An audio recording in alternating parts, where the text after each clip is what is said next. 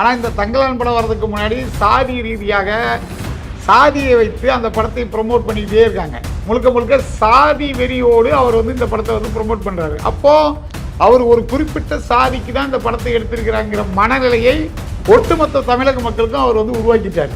அவர் சமுதாயத்தை சேர்ந்தவர், உண்மையாலுமே அவர் சமுதாயத்தின் மேலே அக்கறை இருக்கிற ஆளாக இருந்தால், அவங்க சமுதாயத்தின் மீது பற்று இருக்கிற ஆளாக இருந்தால் 5 தொகுதி பொது தொகுதியில் இந்த மெட்ராஸில் அதிகமாக இருக்க மக்கள் நாங்கள் எங்களுக்கு கொடுக்கணும் அப்படின்னு கேட்டிருக்கணும் இல்லையா? அவங்க கொடுக்காங்க கொடுக்கல, அது அப்பாற்பட்ட விஷயம். கேட்கறதுக்கே இவங்களுக்கு தப்பும் கிடையாது, திராணியும் கிடையாது. சென்னை புறநகரில் நாடாருக்கு எத்தனை பள்ளிக்கூடம் இருக்குன்னு முதல்ல பார்க்க சொல்லுங்க. அப்போ மற்றவங்க எல்லாம் அவங்களோட உழைப்புலேருந்து வரலன்னு சொல்ல வரீங்களா? வளர்றாங்க, அதான் அவங்களுடைய சுயநலத்திற்காக பொதுநலத்துக்காக செயல்படக்கூடிய சமுதாயம் நாடார்கள் சொல்ல வரேன். யார் சென்னையை மீட்டது?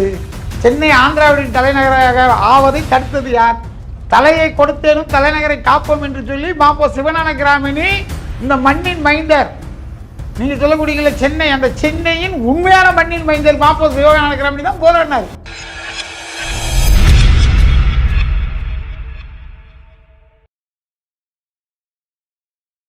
India's #1 AI empowered institution, JKKN. Admissions open for engineering, pharmacy, allied health sciences, arts, nursing and dental. JKKN Institution, Kumarapalayam. Native plus நேயர்களுக்கு வணக்கம். நான் உங்கள் கிருஷ்ணா. இன்னைக்கு இந்த நிகழ்ச்சியில் நம்மளோட இணைந்திருப்பது தமிழ்நாடு நாடா சங்க தலைவர் திரு முத்து ரமேஷ் நாடார் அவர்கள். வணக்கம் சார். வணக்கம். இப்போது நம்ம அந்த நாடார் சமூகம் அப்படின்னு பேசும்பொழுது, காமராஜர் அவர் வந்து நாடார் சமூகத்தை சேர்ந்தவர் கிடையாது, அவர் வந்து நாயுடு அப்படிலாம் கூட சமீபத்தில் யூடியூப்ல பார்க்க முடிஞ்சது. இப்போ நாலு பேர் பார்க்குறவங்க யாராக இருந்தாலும் இவர் நாடார் கிடையாது போல, நாயுடு போல. இல்லை, அதுக்கு கடுமையாக தமிழ்நாடு நாடார் சங்கம் மற்ற நாடார் அமைப்புகள்லாம் சேர்ந்து நாங்கள் வந்து முறைப்படி காவல்துறையில் வந்து புகார் மனு கொடுத்திருக்கிறோம். திருப்பூர் பகுதியில் 2 நாடார் அமைப்புகள், நெல்லை தூத்துக்குடி நாடார் உறவுமுறை சங்கம்னு சொல்லி ஒரு அமைப்பும், பெருந்தலைவர் காமராஜர் மக்கள் பாதுகாப்பு இயக்கங்கிற அமைப்பும் திருப்பூர் பகுதியில் மனு கொடுத்துருக்காங்க. அவர் ஊரப்பாக்கம் பகுதியில் இருக்கார். அந்த 5ஆம் தமிழ் சங்கம் பாண்டி என்பவர் ஊரப்பாக்கம் பகுதியில் தகவல் கிடைத்தின் அடிப்படையில் கூடுவாஞ்சேரி ஏசிஎல் வகுத்தில் கூடுவாஞ்சேரி நாடா சங்க தலைவர் பீட்டர் தலைமையில் அங்கு புகார் மனு கொடுக்கப்பட்டிருக்கிறது. அவர் ஆஃபீஸ் நங்கநல்லூரில் இருக்கிறங்க. இந்த அடிப்படையில் நங்கநல்லூர் பகுதியில் தமிழ்நாடு நாடா சங்கத்துடைய அமைப்பாளர் வீரமாணிக்க சிவா சார்பாக புகார் மனு கொடுக்கப்பட்டிருக்கிறது. பெருந்தலைவர் காமராஜரை மிகவும் நேசிக்கக்கூடிய பல்வேறு அமைப்பினர்கள் சென்னை கமிஷனர் அலுவலகத்தில் புகார் மனு கொடுத்திருக்கிறார்கள். ஆனால் இதுவரைக்கும் எந்த நடவடிக்கையும் இல்லை. இதே வேற ஒரு அரசியல் கட்சி தலைவரை பற்றி இதே மாதிரியான பொய்யான கட்டுக்கதைகளை யூடியூப்பில் பேசி பதிவுகள் செய்திருந்தால் அவர் இந்நேரம் எப்படி கைது பண்ணியிருப்பாங்க, என்னென்னலாம் நடந்திருக்கும்.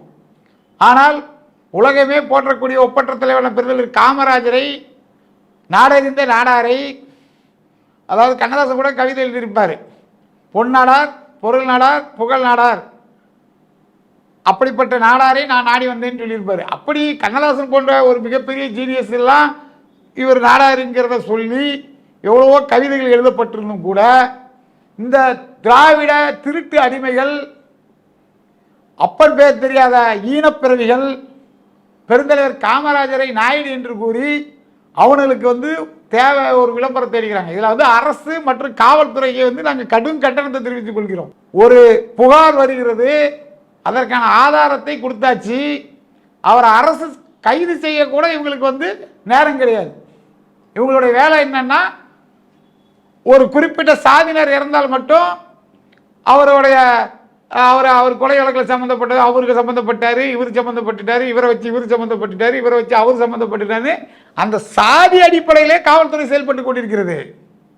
நாடார் சமுதாயத்தைச் சேர்ந்த காங்கிரஸ் கட்சியினுடைய மாவட்ட தலைவர் ஜெயக்குமார் படுகொலை செய்யப்பட்டார். இன்ற வரைக்கும் குற்றவாளி யாருன்னு தெரியாது, கண்டுபிடிக்கவும் இல்லை, அந்த வழக்கு என்ன ஆச்சுன்னே தெரியல. அப்போ ஒருவர் கொலை செய்யப்பட்டால் அவருக்கு ஜாதி பின்னணி இருந்தால் மட்டும்தான் நியாயம் கிடைக்கும் அப்படிங்கிற அடிப்படையில் தமிழக காவல்துறை செயல்பட்டு கொண்டிருக்கிறது. தமிழக காவல்துறை என்பது ஒரு காலத்தில் இன்டர்போலுக்கே சவால் விடக்கூடிய ஒரு காவல்துறையாக இருந்த காவல்துறை இன்னைக்கு சாதி ரீதியாக சாதியை வைத்து அரசியல் பண்ற மாதிரி காவல்துறை அப்படி பண்ணிட்டு இருக்கு. உண்மையாலுமே காவல்துறை கரெக்டாக செயல்பட்டு இருந்தா ஜெயக்குமார் கொலை வழக்கில் உள்ள அந்த குற்றவாளிகள் வரைக்கும் கண்டுபிடிச்சிருக்கணும்ல. கண்டிப்பா. ஏன் கண்டுபிடிக்கல? ஏன்னா அங்கே இறந்து போனவர் ஒரு நாடார் சமுதாயத்தில் யாரும் ரோட்டில் இறங்கி போராட மாட்டாங்க. இங்கே இறந்து போனது அவர் வந்து அவர் ஒரு தலித். அப்போ அது ரோட்டில் இறங்கி போராடுறதுக்கு ரஞ்சித் போன்ற சாதி வீரர்கள் ரோட்டுக்கு வருவாங்க, ஆயிரத்துக்கணக்கான பேர் போராடுவாங்க. அந்த அடிப்படையில் இந்த மாதிரி காவல்துறை செயல்பட்டு இருக்கு. அதே போல் நீங்கள் வந்துட்டு காமராஜர் அவர்களுக்கு வந்துட்டு சிலை வைக்கணும் விமான நிலையத்தில் நீங்கள் கோரிக்கை வச்சுருந்தீங்க. அண்ணாமலை அவர்களும் வந்துட்டு உடனடியாக அதுக்கு செயல்படுத்தும் விதமாக பிரதமர்கிட்ட நான் வந்து சொல்கிறேன்னு சொல்லியிருந்தாங்க. அது விஷயமா ஏதாவது உங்களுக்கு தகவல் எதுவும்? அதாவது பெருந்தலைவர் காமராஜர் அவர்களுடைய திருவுருவச் சிலை அவர் வாழ்ந்த 72 வயதை குறிக்கும் வகையில் சென்னை விமான நிலையத்தில் பெருந்தலைவர் காமராஜருக்கு முழு உருவச் சிலை வைக்க வேண்டும் 72 அடியில் அப்படிங்கிறது தமிழ்நாடு நாடக சங்கத்துடைய கோரிக்கை. அந்த கோரிக்கையை மரியாதைக்குரிய பாரதிய ஜனதா கட்சியினுடைய தலைவர், மாநில தலைவர் அண்ணாமலை ஐபிஎஸ் அவர்களிடம் நாங்கள் கொண்டு சென்ற போது உடனடியாக இதற்கான கடிதம் எழுதுகிறேன், இதை நிச்சயம் நாம் கொண்டு வர வேண்டும், பாரத பிரதமர் மோடியை வைத்து இதனை திறக்க வேண்டும் என்பதில் அவர் உறுதியாக இருந்தார். அந்த உறுதியின் வெளிப்பாடாக மத்திய விமானத்துறை அமைச்சருக்கு கடந்த 13/8/2024 அந்த தேதியில் கடிதம் ஒன்றை அனுப்பி காமராஜருக்கு தமிழக மக்கள் ஒட்டுமொத்தமாக சிலை வைக்கிறதுக்கு வேண்டும் என்று கேட்கிறார்கள், நீங்கள் உடனடியாக பரிசீலித்து சிலை வைக்கிறதுக்கு அனுமதி கொடுக்க வேண்டும் என்று அவர்கள் எழுதியிருக்கிறார்கள். அது நாடா சமுதாய சார்பாக இல்லை, பெருந்தலைவர் காமராஜர் தொடர் சார்பில் ஒட்டுமொத்த தமிழக மக்கள் சார்பாகவும் பாரதிய ஜனதா கட்சிக்கு நாங்கள் நன்றி சொல்ல கடமைப்பட்டிருக்கின்றோம். ஒரு கோரிக்கையை கொடுத்த உடனே அதை நிறைவேற்ற என்று சொல்லி அதற்கான முயற்சியை எடுக்கிற தலைவர்கள் இப்போ இருக்கிறது வந்து ரொம்ப கம்மி. சும்மா மேடையில் பேசணும், வாக்குறுதி கொடுத்தோம் அப்படின்னு போயிடுவாங்க. அதுக்கான அடுத்த கட்ட செயல்பாடுகள் இருக்காது. ஆனால் இவரை பொறுத்தளவிற்கு இந்த இதை செய்திருக்கிறார். அந்த அடிப்படையில் அந்த சிலை நிச்சயம் வரும். அதற்கான முயற்சி எடுத்து அண்ணாமலை அவர்களுக்கு நாடக சமுதாயத்தின் சார்பாக நன்றி தெரிவிக்கிறோம். இப்போ நீங்கள் ரஞ்சித் பற்றி பேசுனீங்க. சமீபத்தில் அவருடைய படம் தங்கலான் வந்து வெளியானது. அந்த படங்களில் பல விஷயங்கள் வந்து பேசப்பட்டுச்சு, சர்ச்சைக்குரியான விஷயங்கள்லாம் வெளியில். அது வந்து ஒரு பக்கம் வந்து நல்ல ரெஸ்பான்ஸ் கிடைச்சாலும் இன்னொரு பக்கம் வந்து அரசியல் அது இதுன்னு பேசுனாங்க. இப்போ வந்து சென்னை தினம் வர, அதாவது மெட்ராஸ் தினம் வரப்போது, இதை ரஞ்சித் முக்கியமாக சொன்ன விஷயம் என்னன்னு பார்த்தீங்கன்னா, இது வந்து எங்கள் சென்னை எங்கள் ஏரியா அப்படின்ற மாதிரி வந்து பேசியிருக்காரு. இதை பற்றி உங்களுடைய கருத்து என்ன? அதாவது முதல்ல தங்கலான் படத்தை நான் பார்க்கல. அதாவது சார்பட்டா பரம்பரைன்னு ஒரு நல்ல படம் எடுத்திருந்தார். ஆனால் இந்த தங்கலான் படம் வர்றதுக்கு முன்னாடி சாதி ரீதியாக சாதியை வைத்து அந்த படத்தை ப்ரொமோட் பண்ணிக்கிட்டே இருக்காங்க. முழுக்க முழுக்க சாதி வெறியோடு அவர் வந்து இந்த படத்தை வந்து ப்ரொமோட் பண்ணுறாரு. அப்போது அவர் ஒரு குறிப்பிட்ட சாதிக்கு தான் இந்த படத்தை எடுத்திருக்கிறாங்கிற மனநிலையை ஒட்டுமொத்த தமிழக மக்களுக்கும் அவர் வந்து உருவாக்கிட்டார். முழுக்க முழுக்க அவர் சார்ந்த அந்த படத்தை ப்ரொமோட் பண்ணணும், அதில் வருமானம் பார்க்கணுங்கிற அடிப்படையில் ஒரு குறிப்பிட்ட சாதியை தூக்கி பிடித்து பேசுவதை அவர் வந்து ஒரு குறிப்பிட்ட சாதியை தூக்கி பிடிச்சி பேசுவது தப்பு கிடையாது.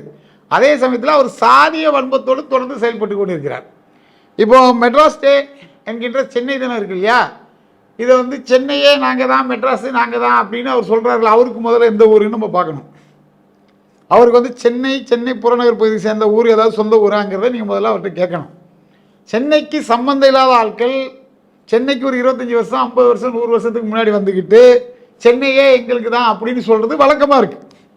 சரி, சென்னையே எங்களுக்கு தான் சொல்லக்கூடிய ஆட்கள் வட சென்னை, தென் சென்னை, மத்திய சென்னை, இந்த 3 சென்னைக்கும் மாற்று மொழியைச் சேர்ந்தவர்கள் தான் நாடாளுமன்ற உறுப்பினராக இருக்கிறார்கள். இந்த 3 தொகுதியில் ஒரு தொகுதியிலாச்சும் நாங்கள் தான் சென்னை, நாங்கள் தான் மெட்ராஸு, எங்களுக்கு தான் இது சொந்தம், ஒரு தொகுதியை எங்களுக்கு நீங்கள் கொடுக்கணும்னு சொல்லி திமுக, அதிமுக, பாஜக உள்ளிட்ட கட்சிகளிடம் ஏதாவது இவர் போராட்டம் பண்ணியிருக்காரா? இல்லை அந்த கோரிக்கையை முன்னெடுத்திருக்கிறாரா? அவங்களுக்கான உரிமையை அவர் பெற்றுக் கொடுத்துருக்காராங்கிறத நம்ம சிந்திச்சு பார்க்கணும். அதே மாதிரி 3 தொகுதிக்கும் போது சட்டமன்ற தொகுதி வந்து 18 வருது.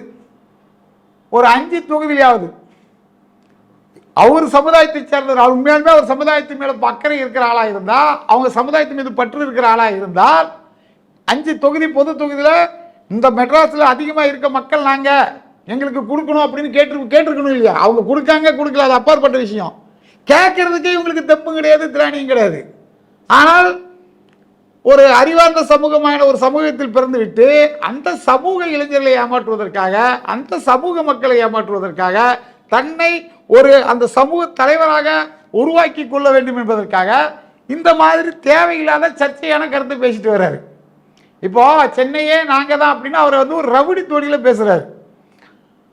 வியாபாரம் தொடர்பாக கொங்கு பகுதியிலிருந்து லட்சக்கணக்கான மக்கள் இங்கே இருக்கிறார்கள். வியாபாரம் தொடர்பாக லட்சக்கணக்கான தென் மாவட்ட மக்கள், கன்னியாகுமரி, திருநெல்வேலி, தூத்துக்குடி, விருதுநகர், தென்காசி சேர்ந்த மக்கள் லட்சக்கணக்கில் சென்னையில் இருக்காங்க. திருச்சி சுற்றி இருக்க மக்கள் எவ்வளோ பேர் இருக்காங்க, தஞ்சாவூர் சுற்றி பக்கம் இருக்க மக்கள் இருக்காங்க. இப்படி எல்லாரையும் இவர் வந்து கொச்சைப்படுத்தும் விதமாக பேசி கொண்டிருக்கிறார். அது வந்து மக்களுக்கு புரியலைன்றீங்களா? அவங்க வந்து கடந்து போயிடுறாங்க. அவன் ஒரு ஊசு பாயப்பா, அவன் பேசுறதுல ஒரு மேட்டர்னு பேசிகிட்டு இருக்கீங்களா அப்படின்னு தான் சொல்லிட்டு போவாங்களே தவிர அவங்க அது ஒரு விஷயமாகவே எடுத்துக்கல. விஷயமாக எடுத்துக்கிட்டாங்கன்னா அதுக்கு ரியாக்ஷன் பண்ணுவாங்க. நீங்கள் சொல்லக்கூடிய கருத்து உண்மையான கருத்து, நியாயமான கருத்துனா அதுக்கு வந்து நம்ம வந்து கேட்டுக்கலாம். இவங்க அந்த மாதிரி எனக்கு ஒரு விஷயமும் கிடையாது. சும்மா விளம்பரம், பில்டப்பு, தன்னை வந்து ஒரு ப்ரொமோட்டாக ஒரு அரசியல் மாதிரி ப்ரொமோட் பண்ணிக்கிடணும் அப்படிங்கிற அடிப்படையில் தான் சேர்ப்பேன். அது வந்து எப்படி வந்து பலூன் வந்து ஒரு சின்ன ஊசி குத்தினா டமார் வெடிச்சிருமோ அதுதான் பாரஞ்சத்தோட இமேஜ். ஆனால் அது வந்து அப்படிலாம் கிடையாதுன்னு சொல்லிட்டு அவர் மறுக்கிறாரு. எப்படி அவர் மறுப்பாருங்க? இப்போ நான் அவர் செய்யக்கூடிய செயல்களை நடுநிலையாளர்களை வந்து நீங்கள் பேசணும். அவர் ஒரு விஷயத்த சொல்கிறாருன்னா அவரை மறுக்க தானே செய்வார். அவர் வந்து ஆமாம் அப்படின்னு உண்மையை ஒத்துக்கிடுவாரா?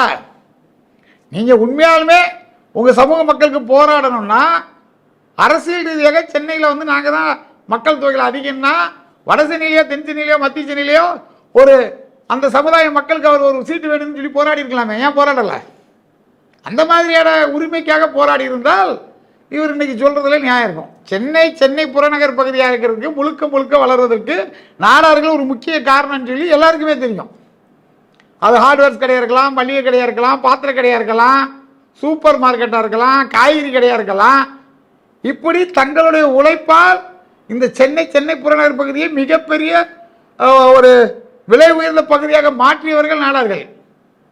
ரியல் எஸ்டேட் தொழிலில் தவணை முறை திட்டம் கொண்டு வந்து பிஜேபி குழுமம் வந்து வேளச்சேரி பகுதியில் வெறும் 2500 ரூபாய்க்கு போட்ட லேவிட்டு இன்றைக்கி வந்து 4 கோடி ரூபாய். அந்த அளவுக்கு இன்றைக்கி வந்து இவ்வளோ பெரிய வளர்ச்சிகளை உருவாக்குறது நாடார் சமுதாயம்.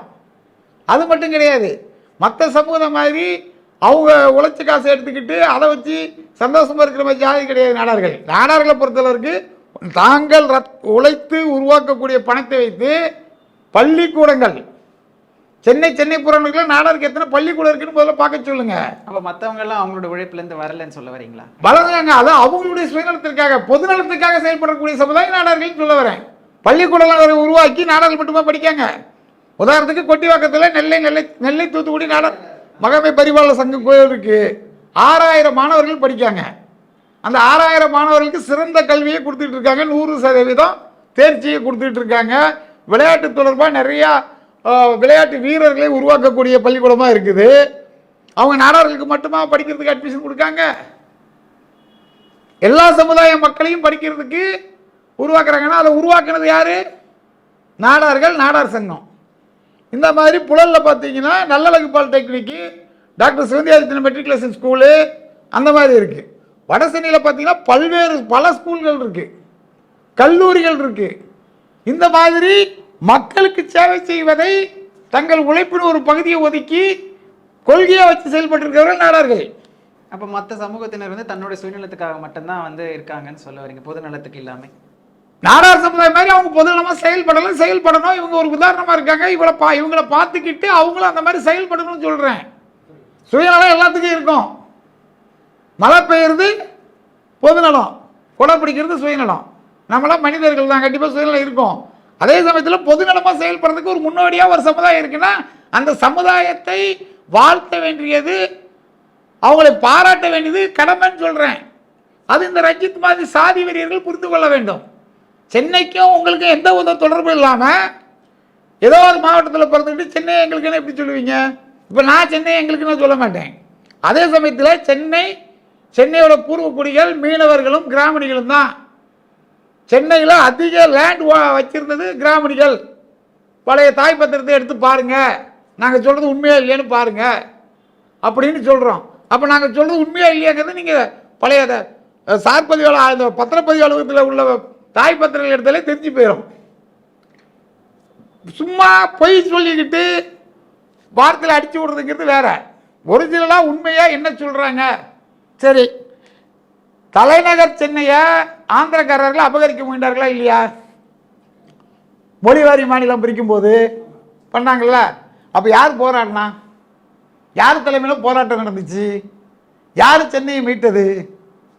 சென்னை ஆந்திராவின் தலைநகராக ஆவதை தடுத்தது யார்? தலையை கொடுத்தேனும் தலைநகரை காப்போம் என்று சொல்லி மாப்போ சிவஞான கிராமணி இந்த மண்ணின் மைந்தர், நீங்கள் சொல்லக்கூடிய சென்னை, அந்த சென்னையின் உண்மையான மண்ணின் மைந்தர் மாப்போ சிவஞான கிராமணி தான் போராடினார். தலையே போனாலும் பரவாயில்ல, தலைநகரை எங்களை காப்பாற்றுவோன்னு சொல்லி. அந்த மாதிரி வேற யாராவது போராடி இருக்காங்களா? வரலாறு இருக்கா? சென்னையை காப்பாற்றுறதுக்காக காங்கிரஸ் கட்சியில் பல திருத்தங்களை கொண்டு வந்து காப்பாற்றினது பெருந்தலைவர் காமராஜர். அதுக்கான வரலாறுகள் இருக்கிறது. எல்லை கமிட்டி குழு அது அப்படி இப்படின்னு சொல்லி நிறைய விஷயங்கள் பண்ணி தான் சென்னை காப்பாற்றப்பட்டது. ஆனால் சென்னைக்கு சம்பந்தம் இல்லாத ஆட்கள்லாம் வந்து சென்னை எங்களுக்கு தான், நாங்கள் தான் சென்னைன்னு சொன்னால் அப்போ அது நகைச்சுவையாக பார்க்குறதா இல்லை இவங்கெல்லாம் பைத்தியக்காரர்கள் சொல்கிறதா? எப்படி சொல்கிறது சொல்லுங்க.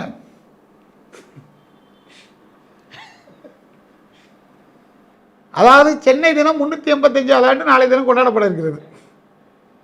உண்மையாலுமே சென்னை தினத்தில் வந்து ஒருத்தரை போட்டுறணும், அவருக்கு புகழ் சேர்க்கணும்னா ஐயா மாப்போசி அவர்களுக்கு தான் அந்த புகழ் சேரும். அவரை சார்ந்து ஆயிரக்கணக்கானவர்கள் போராடினார்கள். ஆனால் அந்த போராட்டத்தின் தலைவர் யாருங்கிறது தான் வரலாறு. இப்போ சுதந்திரத்துக்காக போராட்டத்துக்கு ஆயிரக்கணக்கான தலைவர்கள் இருக்காங்க. ஆனால் காந்திஜி தான் என்னது இன்னைக்கும் தேசத்தந்தை, தேசப்பிதா போராடினவர். அதே மாதிரி சென்னையை காப்பாற்றுறது யாருன்னா மாப்போ சிவஞான கிராமணி, இந்த மண்ணின் மைந்தர். அவருக்கு தான் முதல் மரியாதை இந்த தமிழக அரசு செலுத்த வேண்டும். இதுதான் தமிழக மக்களுடைய உண்மையான நிலைப்பாடு. ஒரு உண்மையை பேசினா யாருனாலும் ஏற்றுக்கிடுவாங்க. பாரிஜித்து போன்றவர்கள் உண்மையை பேச வேண்டும். யாரா இருந்தாலும் உண்மையை பேசினா அதுக்கு ஒரு மரியாதை இருக்கும், மதிப்பு இருக்கும். வாய்க்கு வந்தது சும்மா எங்கள் சட்டசபை சபாநாயகரமே சும்மா பொய் சொல்லி அடிச்சுட்டு போகக்கூடாது. இப்போது நாடார் சமூகத்தினர் வந்துட்டு நீங்கள் சொன்ன மாதிரி பல இதில் எஸ்பெஷலி வந்து பிஸ்னஸ்ன்னு வச்சுக்கோங்களேன்.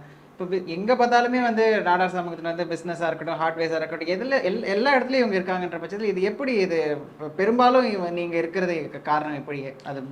அதுக்கு ஏதாவது எப்படி சொல்கிறது, ஒரு ஐடியாவோ இல்லை எங்கே பார்த்தாலும் நாடார் கம்யூனிட்டி வந்துட்டு பிஸ்னஸ் வைக்கிறது அதுக்கு காரணம் என்ன அப்படின்னு கேட்டிங்கன்னா, மக்களுக்கு சேவை செய்வது, தொழில் செய்வது இவங்க ரத்தத்திலேயே ஊர்ன ஒரு விஷயமாக இருக்கிறது. அதாவது அன்றைய காலத்தில் மன்னர்கள் ஆட்சி காலத்தில் ஒரு மன்னர் இருப்பார், அவருக்கு வந்து மந்திரி இருப்பாங்க, தளபதிகள் இருப்பாங்க. அவங்களுடைய நோக்கம் என்பது மக்களுக்கு சேவை செய்வது மட்டும்தான். இப்போ இருக்கிற மாதிரி ஆட்சியாளர்கள் மாதிரி அவங்க ஃபேமிலிக்கு சேவை செய்வது கிடையாது. அப்படி இருந்த ஒரு சமூகத்தில் சேர சோழ பாண்டியர்களுடைய வாரிசுகளாக வந்த நாடார்கள் அவர்களை மட்டுமில்லை அவங்க மக்களுக்கும் ஏதாவது சேவை செய்யணும் அப்படிங்கிற அடிப்படையில் தான் பள்ளிக்கூடங்களை உருவாகிறதா இருக்கட்டும், கல்யாண மண்டபங்களை உருவாகிறதா இருக்கட்டும், பல்வேறு கோயில்களை உருவாகிறதா இருக்கட்டும். இன்றைக்கி வந்து சமூக நீதிக்கு, சமத்துவத்திற்கு எடுத்துக்காட்டாக சொல்லக்கூடிய ஐயா வைகுண்டருடைய கொள்கைகளை பிறப்பித்து சமத்துவத்தை சென்னை புறநபதில் 30க்கும் மேற்பட்ட ஐயா வழி நிலத்தாங்களை உருவாக்கி அனைத்து மக்களையும் ஒன்றுதான் சொல்லி பேசிட்டு இருக்க சமுதாயமாக நாடார்கள் இருக்கிறார்கள். அதற்குடைய இரத்தத்திலேயே அனைத்து சமுதாய மக்களையும் அரவணைத்து செல்லக்கூடிய அந்த விஷயம் இருக்கிறதுனால தான் அவர்கள் யாரையுமே அவர்கள் எதிரியாக பார்ப்பதில்லை. அனைவரும் அண்ணன் தம்பியாக, சகோதர சகோதரியாக, ஒரு தாய் பிள்ளைகளாக பார்ப்பது தான் நாடார் சமுதாயம். ஆமாம், இன்னைக்கு எங்கே பார்த்தாலும் எதுக்காக நான் இதை கேட்டேன்னா, இப்போ சரவணா ஸ்டோர்ஸாக இருக்கட்டும், இந்த மாதிரி பெரிய பெரிய இதெல்லாம் உங்களுடைய சமூகத்தின் இதுலேருந்து இல்லை, அது வந்து முழுக்க உழைப்பு தான். அதாவது ஒரு நாளைக்கு 18 மணி நேரம் உழைக்கக்கூடிய சமுதாயமாக இந்த நாடார் சமுதாயம் இருக்கிறது. மற்றவங்களாம் 8 மணி நேரம் தான் உழைக்கிறாங்க. அப்படி தான் வந்து கம்பெனிகளே டைம் டேலே போட்டிருப்பாங்க. 8 மணி நேரம் ஒரு ஷிஃப்ட்டு, என்ன ஒரு 8 மணி நேரம் ஒரு ஷிஃப்ட். ஆனால் இவங்க ஒரு நாளைக்கு 18 மணி நேரம், 2 ஷிஃப்ட்டுக்கு மேலே 2 மணி நேரம் ஒர்க் பண்ணி முழுக்க உழைப்பை வைத்து, உழைப்பை மூலதனமாக வைத்து இன்னைக்கு வந்து பொருளாதாரத்தில் மிகப்பெரிய அளவில் உழந்திருக்க சமுதாயம் என்றால் அது நாடார்கள். நேர்மைக்கு தூய்மைக்கு எடுத்துக்காட்டாக பெருந்தலைவர் காமராஜர் சொன்னாலும், பல்வேறு அரசு அதிகாரிகளை நாடார்கள் என்று சொன்னாலும், மிகப்பெரிய அளவில் மருத்துவர்கள், விஞ்ஞானிகள், வழக்கறிஞர்கள், இப்படி அனைத்து துறையிலும் நாடார்கள் இருந்தாலும் கூட உழைப்புக்கு எடுத்துக்காட்டானவர்கள். ஆட்சியை ஒரு காலத்தில் இழந்திருந்தாலும் கூட தங்களுடைய ஜீன் மரபில் படி அவர்கள் உடம்பில் அந்த சக்தி இருப்பதனால் அவர்கள் தொடர்ந்து முன்னேறி கொண்டிருக்கிறார்கள். இன்னும் முன்னேறுவார்கள். நிச்சயம் ஒரு பெரிய அளவில் அரசியலையும் ஜெயிப்பாங்க. இப்போ உங்கள் சங்கத்தினுடைய அடுத்தடுத்து முன்னெடுப்புகள் என்னென்ன நடவடிக்கைகள்? தமிழ்நாடு நாடார் சங்கத்தை பொறுத்தளவுக்கு திமுக, அதிமுக, பாஜக, காங்கிரஸ் எந்த கட்சியாக இருந்தாலும், யாராக இருந்தாலும் நாடார் சமுதாயத்திற்கு நல்லதை செய்தால் நாங்கள் ஆதரிப்போம். நாடார் சமுதாயத்திற்கு எதிராக யார் செயல்பட்டாலும் அவர்களை எதிர்த்து போராடுவோம். இதுதான் எங்களுடைய அடிப்படை கொள்கை. இதில் எங்களுக்கு அந்த கட்சி இந்த கட்சி எங்களுக்கு வேணுங்கிற கட்சி வேணாத கட்சி அப்படிலாம் கிடையாது. யாராக இருந்தாலும் இப்போ மத்திய அமைச்சருக்கு இவர் கடிதம் அண்ணாமலைஜி கடிதம் இருக்குன்னா அவருக்கு நாங்கள் நன்றி சொல்லுவோம், நிச்சயமாக நன்றி சொல்லுவோம். அதே மாதிரி எதிராக இருந்தாலும் அவரையும் எதிர்த்து போராடுவோம். இதுதான் எங்களுடைய நிலைப்பாடு. அந்த நிலைப்பாட்டில் நாங்கள் மாற மாட்டோம். எங்களுடைய சங்கத்தை பொறுத்தளவிற்கு வரலாறை படிப்போம், வரலாறு படைப்போம், வரலாறாக வாழ்வோம். இதுதான் எங்களுடைய கொள்கை. இந்த கொள்கையை நோக்கி நாங்கள் தொடர்ந்து பயிற்சிக்கிட்டே இருப்போம். அதாவது நமது இந்த காணொலி வாயிலாக மாண்புமிகு தமிழக முதல்வர் மு.க. ஸ்டாலின் ஐயா அவருக்கு நாங்கள் நாடார் சமுதாயத்தில் மட்டுமல்ல ஒட்டுமொத்த தமிழர்கள் சார்பாக ஒரு கோரிக்கை வைக்கின்றோம். தலைநகரை கொடுத்திடும் தலைநகரை காப்போம் என்று கூறிய ஐயா மாப்போசி அவர்களுக்கு இந்த சென்னை தளத்திலே அரசு சார்பாக மரியாதை செலுத்தி அவருடைய சேவையை, போராட்ட குணத்தை இளைய தலைமுறைக்கு கொண்டு செல்லும் வகையில் அவரை பெருமைப்படுத்த வேண்டும் என்று கேட்டுக்கொள்கிறோம். நன்றி. நன்றி sir. India's #1 AI empowered institution, JKKN. Admissions open for engineering, pharmacy, allied health sciences, arts, nursing and dental. JKKN Institution, Kumarapalayam.